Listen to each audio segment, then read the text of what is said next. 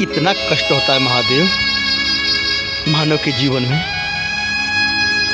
जब इतना कष्ट होता है मानव के जीवन में, तो आपने हमें मानव का जीवन क्यों दिया?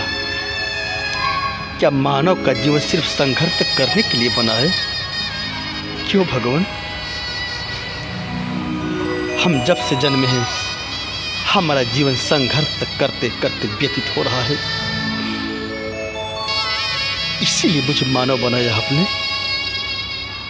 इतना से भी सुकून मेरी जिंदगी में नहीं दिया आपने। क्यों?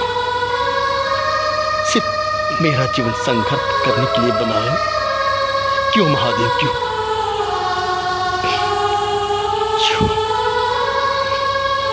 वक्त खराब है महादेव, आपसे प्रश्न पूछ रहा हूं, अन्यथा प्रश्न नहीं पूछता।